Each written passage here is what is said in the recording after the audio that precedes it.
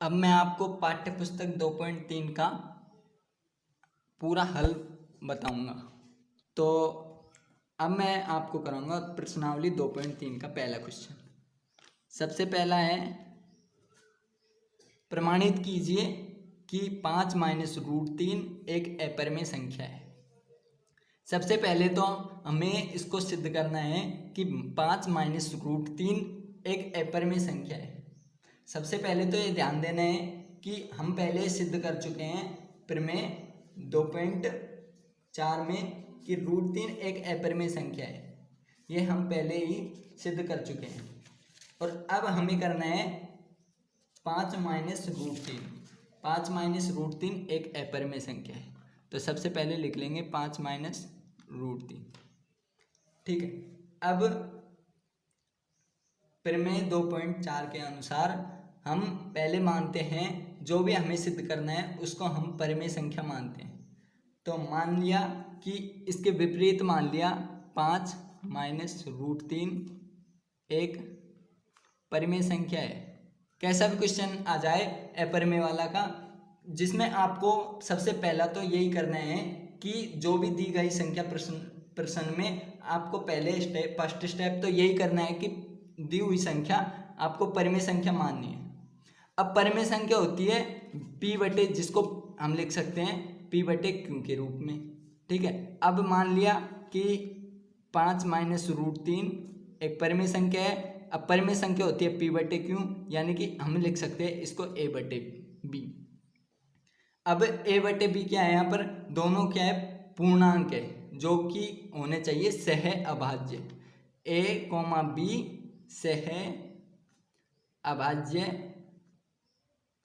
सह अभाज्य पूर्णांक है। अब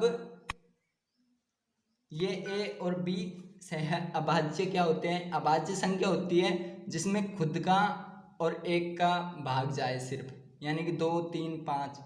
अब पूर्णांक होते हैं माइनस की संख्या, प्लस की संख्या, 0 वो सम्मिलित हो, वो होती है पूर्णांक। अब देखो 2 मान लिया, 2 एक पूर्णांक है, सहअभाज्य अभाज्य। अब ये 3 है जो क्या है, पूर्णांक है, पर इससे ऊपर वाली से अलग होनी चाहिए, जब भी वो क्या होगी, परिमेय संख्या होगी। ठीक है। अब हो गई। अब हम ये रूट 3 को इधर रखेंगे और a बटे b में जोड़ देंगे 5, क्योंकि हमें सिर्फ इधर एक पक्ष में सिर्फ रूट 3 रखना है और सबको इधर भेज देना है। ठीक है। तो माइनस रूट 3 बराबर 5 माइनस a बटे b। अब देखो a बटे b है, इधर है। अब a बटे b को इधर ले आए तो क्या हो गया, माइनस का, और माइनस रूट 3 है, इसको इधर ले आए तो ये हो गया प्लस का। ठीक है। पक्ष का पक्षांतरण कर दिया। अब इसका ले से लेंगे तो b तो नीचे आ जाएगा, 5b माइनस a। ये हो गया रूट 3 बराबर 5b माइनस a बटे b। अब आपको ध्यान देना है कि मैं पिछली वीडियो में बता चुका हूं कि रूट 3 एक अपरिमेय संख्या है। तो अब हमने माना कि ये वाली ये परिमेय संख्या मानी, और अब ये हमारी निकली अपरिमेय संख्या। तो ये हमारा गलत अवधारणा, हमने जो कल्पना की कि ये परिमेय संख्या मानी फर्स्ट में, तो अब नीचे की वाली लाइन वो सब में लिखनी है, जैसा भी आपके पास क्वेश्चन आए वो सब में लिखनी है। तो वो लाइन है, यह इस कथन का विरोध करती है, यह आपको सभी क्वेश्चनों में लिखनी है।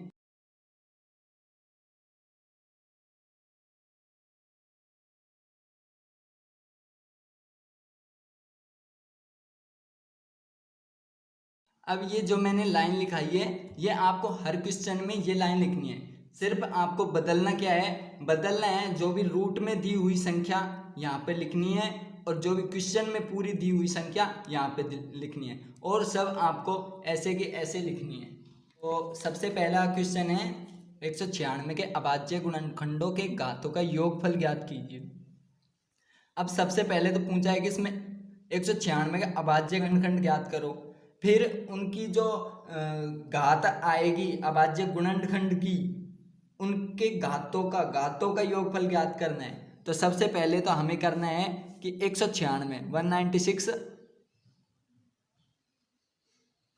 के फैक्टर करने हैं, तो इसमें 2 का भाग जाएगा 9 8, फिर 2 4 9, फिर 7, फिर 7, फिर 7 1।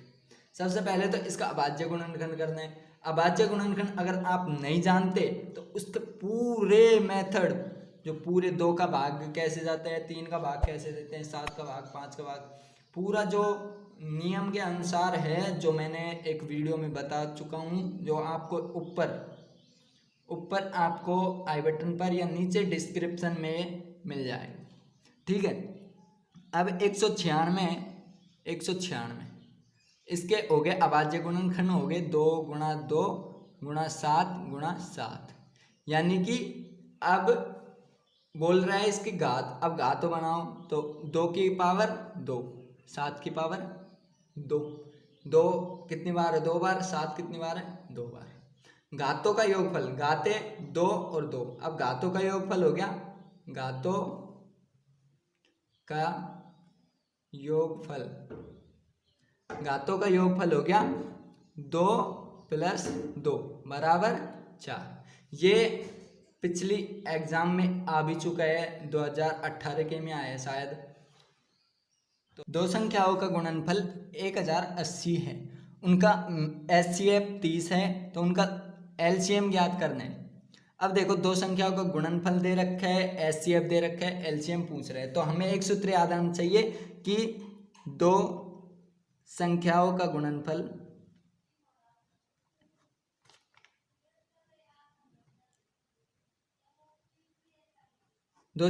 गुणनफल बराबर HCF गुणा LCM। अब 2 संख्याओं का गुणनफल दे रखा है 1080 और HCF दे रखा है 30, LCM पूछा है। अब HCF गुणा में 30 गुणा में इधर आया, तो LCM बराबर 1080 बटे 30, 1 0 से 1 0, 3 3 9, 6 18।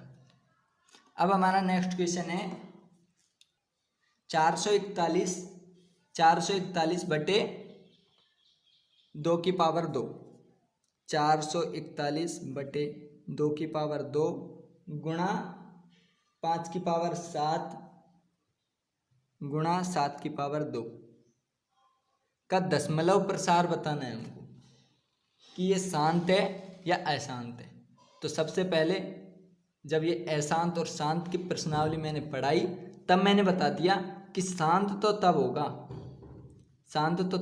होगा 2 की पावर m गुणा 5 की पावर n के रूप का होगा, और अगर ये रूप का नहीं है तो ये हमारा वो क्वेश्चन अशांत होगा।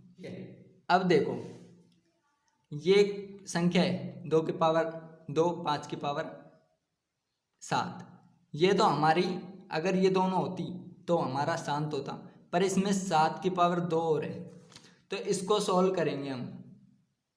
441 बटे 2 की पावर 2 गुणा 5 की पावर 7 गुणा 49। ठीक है। अब 49 का भाग दे देंगे इसमें, तो आ जाएगा 9 बटे 2 की पावर 2 गुणा 5 की पावर 7। 9 बटे 2 की पावर 2 गुणा 5 की पावर 7। अब 2 की पावर m गुणा 5 की पावर n के रूप का है, अतः ये होगा हमारा शांत दशमलव प्रसार हो गए। ठीक है। अब अगला क्वेश्चन है कि कोई 2 संख्या दे रखी है a तथा 18, संख्या दे रखी है 2 a, 18। अब इनके LCM और HCF दोनों दे रखे हैं, LCM और HCF दोनों दे रखे हैं, वो दे रखे हैं LCM तो है 36 और HCF है 2, तो a का मान ज्ञात कीजिए। तो सबसे पहले हमें एक सूत्र याद है, संख्याओं का गुणनफल हो गया हमारा a गुणा 18 बराबर HCF गुणा LCM 36 गुणा 2। अब a बराबर 36 गुणा 2 बटे 18, गुणा में इधर भाग में गया, 18 दूनी 36, 2 दूनी 4, ए का मान आ गया हमारा 4।